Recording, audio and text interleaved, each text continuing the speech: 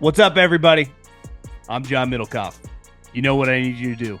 Subscribe to our YouTube channel. We got content for days reacting to every NFL game all the time, every single day. Subscribe, like the videos. Let's go. One of the big stories over the last 24 hours has been the Cincinnati Bengals. And I got to throw a red flag on one situation. And I got to say, I'm going to support them in another. And I think two things that have happened over the last couple days is Trey Hendrickson basically went on record with Adam Schefter today, uh, discussing his displeasure that no one has talked to him since the draft.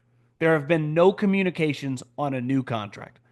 That sounds kind of crazy when you read the headline and you realize the draft was like 2.5 weeks ago.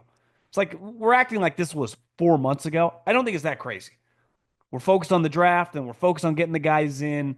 I don't think that's the craziest thing, and we'll dive into that in a second. But the bigger story was the Bengals' first round pick, Shamar Stewart, the really physically gifted player from Texas A&M, athletic freak, didn't really produce at the level of his athleticism, but was drafted 17th overall, and pretty intriguing draft pick. It's either kind of a boom or bust. Feels like they're swinging for the fences. Don't hate it, don't love it, understand it. At pick 17, don't hate it. He did not practice this week at rookie minicamp, which is kind of crazy given that everyone practices if they're healthy. He just stood there and watched. So, like, given that this is a borderline unprecedented situation, I had to do some digging. There was an article today in the Cincinnati Enquirer that one of the issues, because I thought, one of the reasons all these guys practice, not because most of them have their rookie deal signed before rookie minicamp. They do not. They typically get an injury waiver. So if something catastrophic were to happen, they would be covered. And the reality is the type of practice that you have now at these rookie minicamps is a joke. I mean, OTAs in general is nowhere near what it used to be, and the majority of this stuff is walk-through mental stuff. The chances of people getting hurt now are very, very slim. Still football, still definitely a risk, and at any moment someone could fall on you, things that are out of your control. So it's like there is some understanding of a risk that you are taking. Now, the issue that the Inquirer reported was everything is slotted now, right? I just read that the Seattle Seahawks have signed the North Dakota State guard, who was the 18th overall pick. So you are seeing rookies sign left and right. What are you really arguing over? You can't argue over dates in which bonuses are paid, right? I give you a signing bonus, how we prorate that, how it's paid, the percentage in which it's paid, and injury guarantees has been an issue somewhat that teams have butted heads on. Well, Cincinnati, I guess, had offered Stewart a lower percentage than Dallas Turner got in the same slot last year from the Vikings. So he's like, at most, we should just be on par with that. There is a precedent set. So while I will get into defending Cincinnati a little bit when it comes to Trey, this one feels like, listen, part of the negotiation should be a little back and forth. There shouldn't really be any with this. This should be pretty black and white. Like, what are we doing?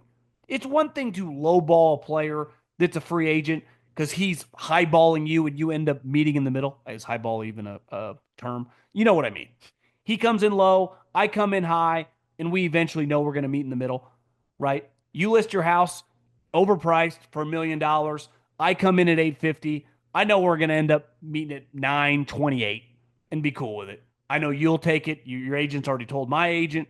They're like, listen, if you can just get close to the 950 number, I said, listen, I'll come up a little before 9, but we're going to meet in the middle. That's not what this is. These things are slotted.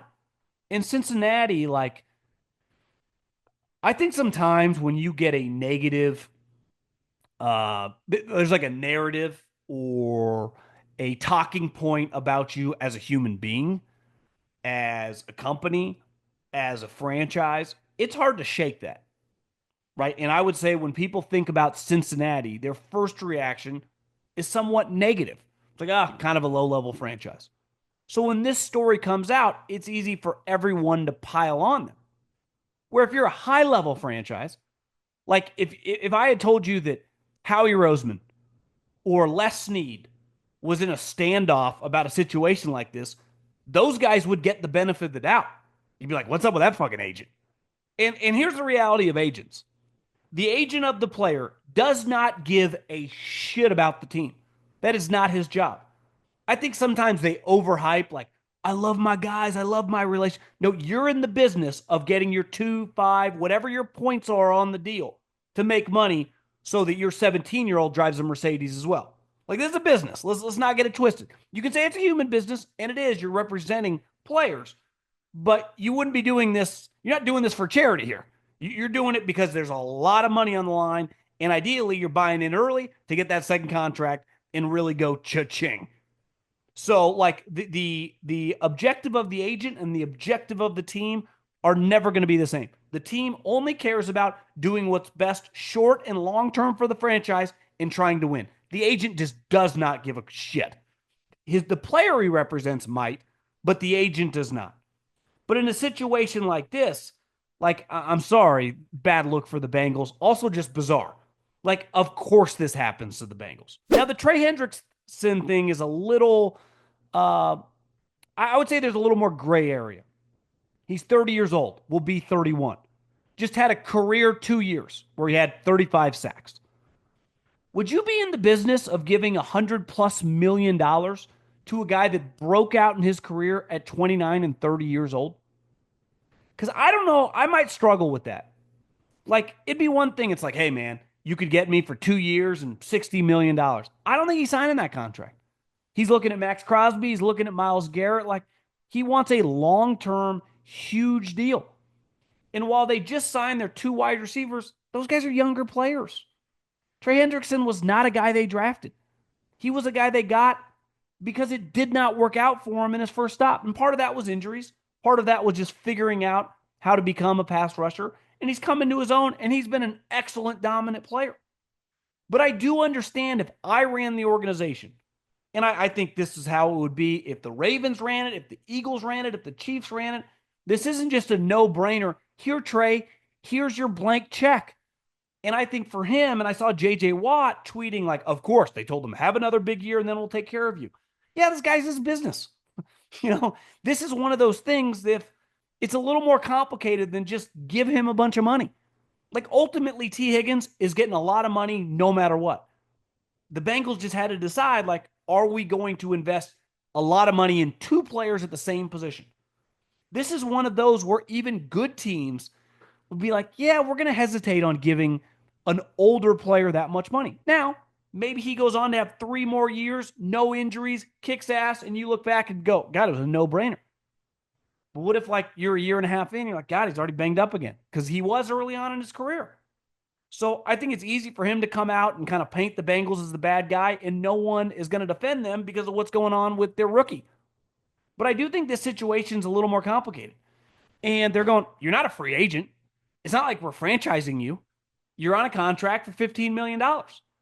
Like, we've already, now listen, their owner's daughter had made some comments a while back that not the way I would do business.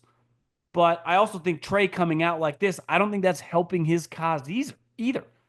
So I think this is just a more complicated situation. And it's easy for every swinging dick on television that played in the league to go like, he's getting screwed. He is getting fucking railroaded. And that's going to be the majority of shows you're going to turn it on. And listen, is he underpaid if they make him play at $15 million? 1,000%. But, like, what's he looking for?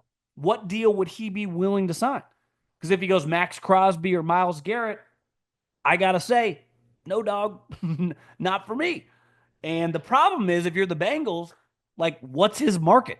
Does he have a lot of teams? I know a lot of Lions fans hit me up like, when are we going to do something big? Like, what are the Lions going to trade a first-round pick and give him $100 million?